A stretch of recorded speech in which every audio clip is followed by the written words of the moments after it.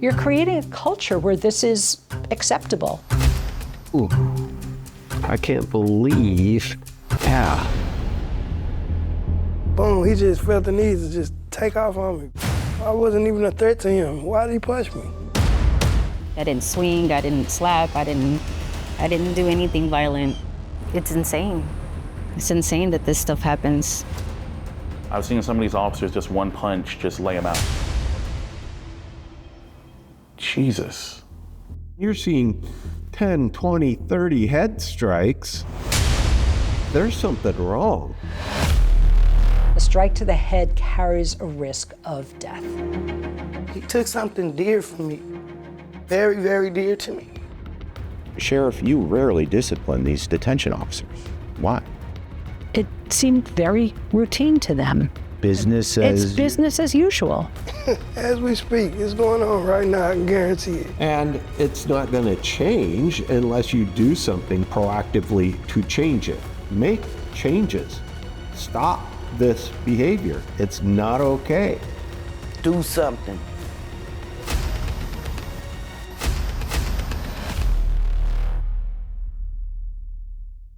I'm Jeremy Rogowski.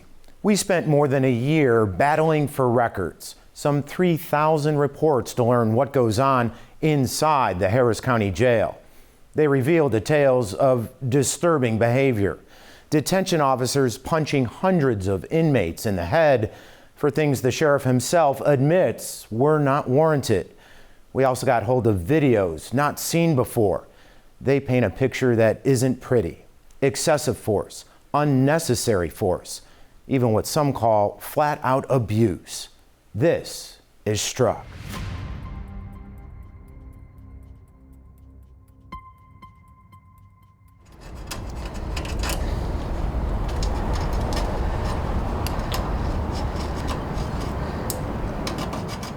It's nothing like honest living, man. Life on the outside brings life lessons that run deep.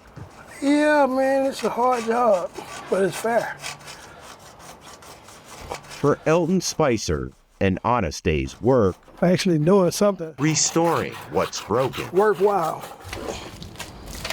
keeps him on the straight and narrow, Keep you out of trouble. keeps him from thinking. about the past. It was here in the Harris County Jail a couple of years ago when Spicer, held on a robbery charge, spoke up about a group of detention officers in the hallway, repeatedly punching another incarcerated man. So we was all at the door just looking, looking. And, I said something about, man, hey, man, let up off of them, let them make it. And, that's when they told me to get back, shut up, you want some too? A short time later, officers enter the cell block and begin to handcuff inmates. One of them approaches Spicer. I tell them, man, I don't want no problems, man. I'm chilling. I go to walk off. I put my hands in the air. In the air, he says, to surrender. I got 2-3 officers on me already. Boom, he just felt the need to just take off on me, punch me for no reason. I wasn't even a threat to him. Why did he punch me? A blindside blow, sending the 270-pound Spicer stumbling to the floor, leaving him a bloody mess. I think it's ridiculous. Like, if you don't have no reason to punch somebody in the head, what you doing that for? I mean, is that what they train them to do? That's terrible.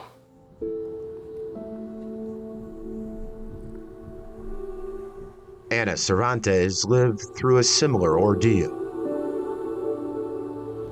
I think I'm still in shutdown mode right now. I think I've just been through a lot and I'm a little traumatized, and it just felt horrible. Cervantes was in the Harris County Jail for a felony DWI charge. I was going through a mental breakdown at that time.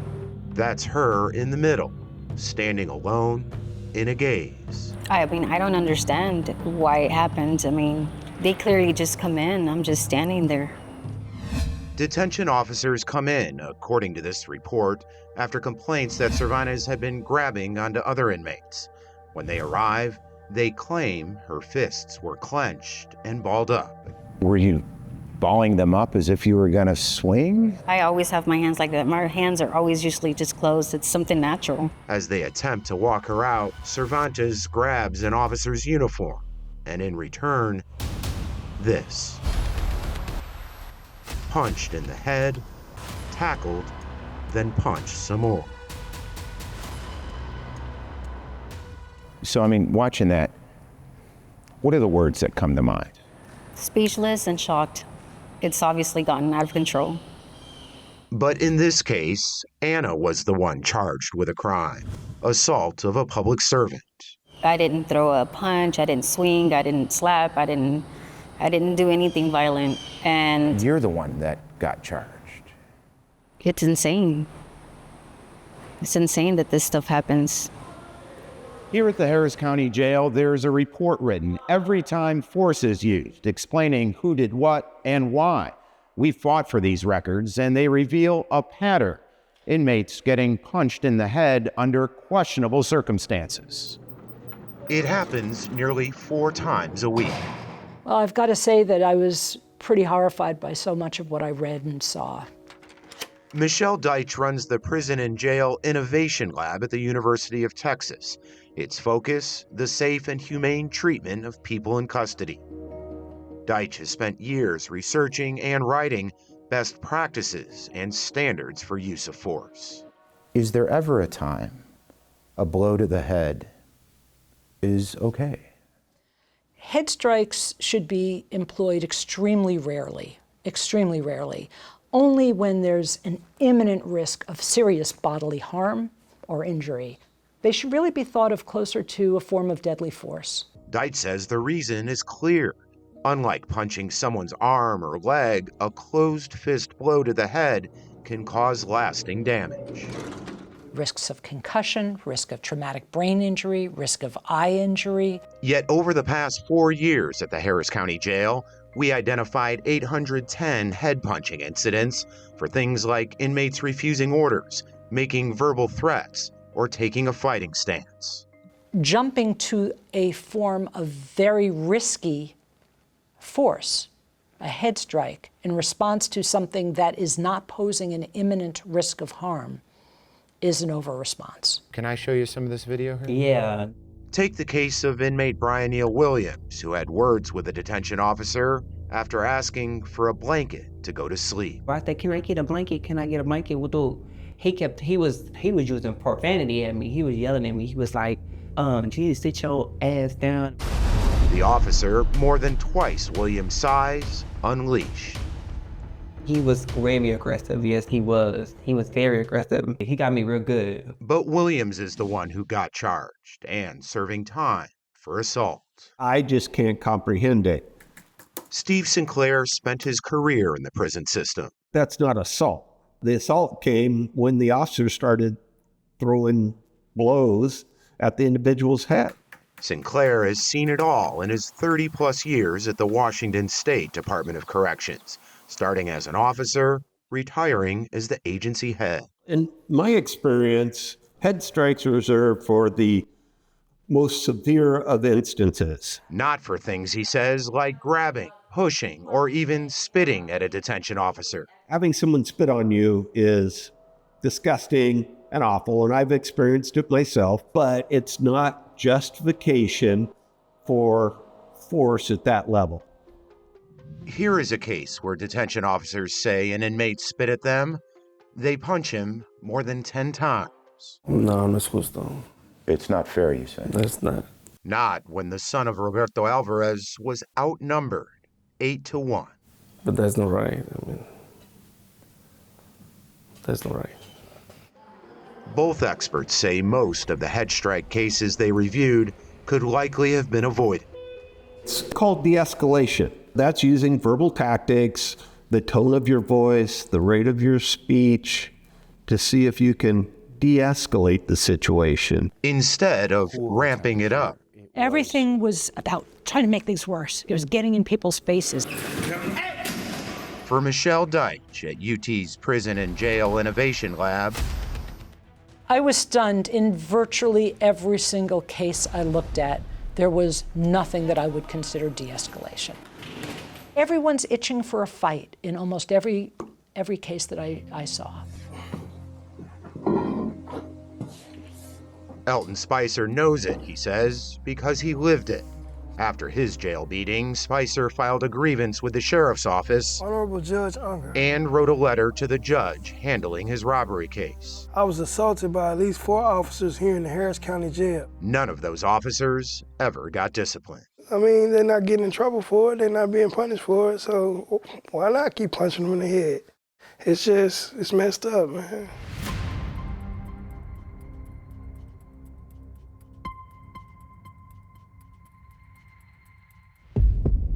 I'd worked with some of these officers and they're angry. They're burnt out. They're furious. He's a man who spent 2.5 years working on the inside, working in and witnessing a culture. A lot of these officers are frustrated and burnt out. So they take it out on prisoners as a punching bag. A punching bag. But worse, David Batts says, many are proud of it. The more use of forces you have, the more bragging rights you have. And that's basically how it always is. They would brag about it. Absolutely. Bragging about beating inmates. Batts recalls one story that haunts him still. Everybody was talking about it. And I mean, everybody was talking about it. And, you know, I was like, what are you guys talking about? Well, have you not seen the video? I'm like, what video? This video of a detention officer knocking an inmate out cold. One of many, he says, shared among the ranks. I mean, they would literally be talking about it in the parking lot, or they would sit over here and talk about it in the break room. Like, hey, I did this and this and that. You saw the video, you saw my video. I'm like, Jesus, you guys are actually proud of hurting people? It's a culture, Batts says, fueled by many factors. A jail short-staffed, overworked, and underpaid. But most of all, they don't hold anybody accountable for any of their actions. These officers can do whatever they want. The numbers tell the story. Over 4 years at the Harris County Jail, we identified 810 cases of questionable head strikes, but only 10 detention officers disciplined for delivering those blows. It's creating a culture where this is acceptable behavior. A toxic and dangerous culture, says Michelle Deitch with the UT Prison and Jail Innovation Lab. When you've got a situation where there is no accountability, then other officers pick up on the fact that, oh, I guess that's okay. I guess that's normal. I guess that's expected. And it can keep going and expanding because more people feel like this is what's expected. Steve Sinclair is the former head of the Washington State Department of Corrections. That's what's got to change. You can't act this way. You must show restraint. Sheriff, good to see you. Hey, good to see you. It's all taken place under the watch of Ed Gonzalez, Harris County Sheriff. What's your reaction to all this? Well, first, I appreciate you bringing the information forward. I think my track record is one that, we always do try to identify whenever there's an issue. We understand that there's a lot of things that we may do right, but there's times when we're going to fall short. Consider this. Over 4 years, more detention officers got punished for poor attendance or bringing a cell phone inside the jail than for striking an inmate in the head. Sheriff, you rarely discipline these detention officers. Why? I think that when we're talking about excessive use of force at a macro level, there has been discipline. So if you're singling out just strikes to the head, then in that category, yes, I think that we weren't firm enough or clear enough to really address that part of it. The sheriff's office didn't address inmates struck in the head, even when those cases were criminal. Like this one, an inmate crouched in a corner, covering his head. Unbelievable. The inmate was not a threat to that officer in any way. And that was just flat out abuse. Records show that detention officer later got criminally charged with assault, and he's not alone. A half dozen others also were charged after striking inmates in the head, but how many were disciplined? None. How can a detention officer be charged with assaulting an inmate and still stay on the job? I think we allow there to be a review by the district attorney's office, a grand jury to determine if there's going to be indictment on them. But before they were indicted, every one of those detention officers went on to punch other inmates in the head, 4 to 5 times in one case, 12 times in another, even an inmate struck 35 times. A better decision would probably be to remove an individual in that type of situation off the floors. They should have been pulled off the floor. LaThomas Brown was never pulled off the floor after this report says he punched an inmate 9 times. Why? In his own words, Brown wrote the inmate threw his breakfast at him. Mr. Brown. Outside court, I'd like to talk to you about your assault case. he had nothing to say. Getting breakfast thrown on you, does that justify repeatedly punching someone in the head? Mr. Brown? After that punching case, he went on to strike 3 other inmates in the head. Despite all of those, Brown later got a favorable job review. His supervisor even said he could become a great field training officer. It's important for us to make sure that that frontline supervision is doing their job and using their best judgment, looking to see if we could be doing this much better. And like I said, there's things that we can obviously be doing better.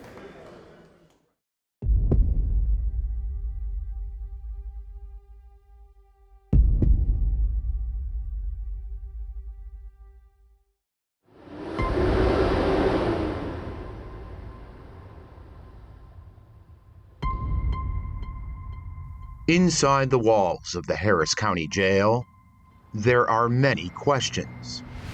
Why so much violence? Why so little discipline? Under questionable circumstances, detention officers punch inmates in the head and get away with it 4 times a week. But why did it take an inmate's death to bring the hammer down? You shouldn't have to lose your child because they're sitting in jail. Jakari Simmons was her child, the youngest son in a family of 7. He'd been in and out of jail since 17. Everybody makes mistakes. You understand what I'm saying? Some are bigger than the others, some are smaller than others. But just because our children got in trouble doesn't mean they're animals or that they should go in and not come back out. Simmons went in on a felony weapons charge just a few days before the 2021 winter freeze. Every day he called his mom from jail. Then the phone stopped ringing. Well, maybe they just not letting them use the phone because of the storm. That's what we took it as. The next day, still no phone call. And I'm like, okay, now I'm worried. LaRonda Biggle says the next call from Harris County came from a jail chaplain who told her, unfortunately, there was an accident with your son. I knew it wasn't an accident at that very moment. It came to me instantly. Something went wrong in there. Somebody did something. Something went very wrong. After Simmons flooded the toilet in his cell one morning, detention officers stripped him naked, and one dropped his knee on Simmons' head using his full weight. That officer, Eric Morales, is 6'5" and 300 pounds.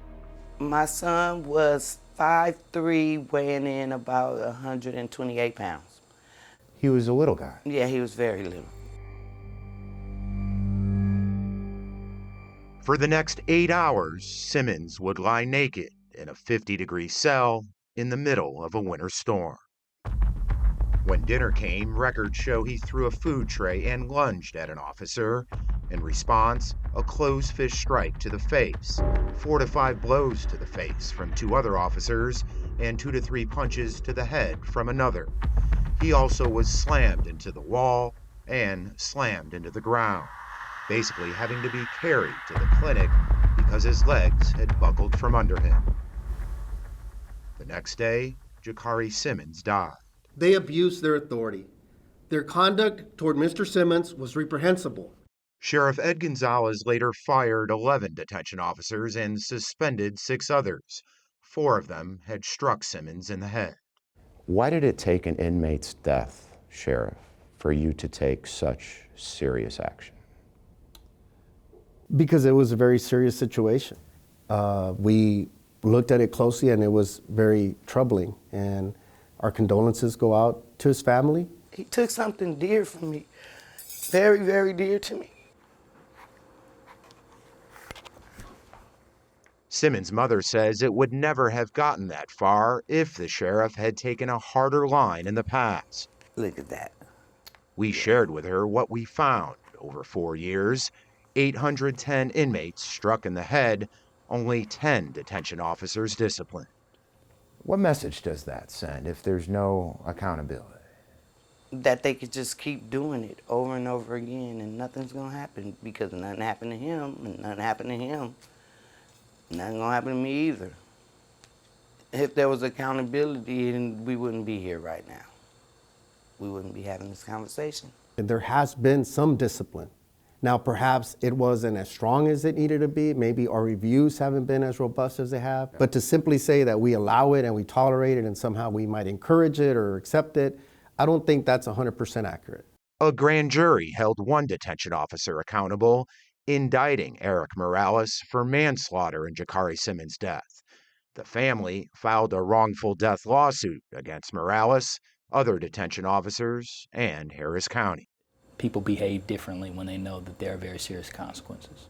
Quinn Rollins is the Simmons family attorney.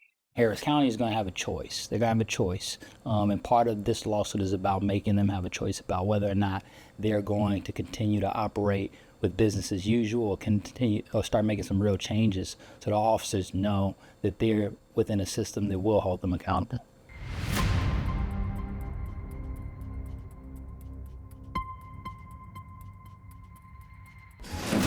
Struck again and again. Case after case of behavior called into question. I'm very clear that there's room for improvement. We obviously have a lot of work to do. Sheriff Ed Gonzalez concedes what we discovered inside his jail is concerning. More than 800 inmates punched in the head over 4 years for things like refusing orders, grabbing a detention officer, or making verbal threats. Would any of those categories, in your mind, warrant a closed fist blow to the head? Those type of scenarios to me would not. Yet detention officers deliver those blows 4 times a week at the Harris County Jail. To help understand why, you have to start at the beginning, when they signed up for the job. Before new recruits walk these hallways on their own, they get weeks of training to become a detention officer. But what are they taught about punches to the head? We found nothing in writing, nothing in Harris County policies or training manuals that spell out the do's and don'ts of striking an inmate in the head. If I were an officer who was reading this policy, I would not understand that that kind of behavior is unacceptable. And a major conference that Michelle Deitch at the University of Texas has researched jail policies across the nation. It's missing some key elements and missing necessary guidance for the officers so they know what is allowable and what isn't.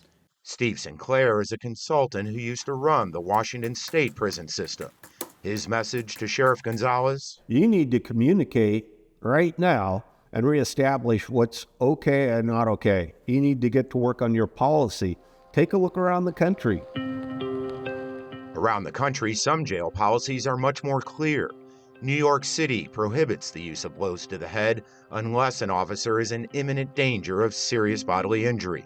Los Angeles County only allows head punching during life-threatening or high-risk assaultive situations. And in Texas, Bexar County's policy says strong blows to the head could be considered deadly force and should only be used when deadly force is appropriate. So we asked Sheriff Gonzalez directly, Please clear it up. What are the rules for a detention officer to use a closed fist and strike an inmate in the head? From a training perspective, we do not teach to strike to the head. There are some policies that are more descriptive in prohibiting it. And so we are currently revising our policies as a follow-up to the information you brought forward. As for the low numbers of officers disciplined for striking inmates in the head, we appreciate you bringing it to our attention so that we can do better in that regard. If we're not If we're not issuing the proper discipline or elevating this to a higher level, we are now. If you don't discipline, if you don't spell out the do's and don'ts of head strikes in your policies and in your training, what message is that sending the troops? It sends the wrong message if we're not clearly spelling out the expectations. Improving training isn't the only change the sheriff plans to make. We discovered the department hasn't followed its own policy. It requires division commanders to submit an annual report detailing patterns or trends involving use of force. Nobody has written these reports for the last 7 years since you took office. We need to do better, and I think the reports would be a good practice, and we need to bring those back. For all of the shortfalls, Sheriff Gonzalez says there is context to consider. The Harris County Jail is overcrowded and chronically short-staffed. Inmates stay longer because of court backlogs and delays. Many have assaultive pasts or are charged with violent crimes, all making for a high-stress, tension-filled place to work. I'm very empathetic that they have a very difficult job, and they deal with a lot of heavy stuff every single day. Nonetheless, the public expects us to run a safe and respectful jail. That's my expectation. If a safe and respectful jail is the expectation, getting there is the challenge. Obviously, there's more work to be done, and so we're definitely going to be taking some further action based on the information that you brought forward.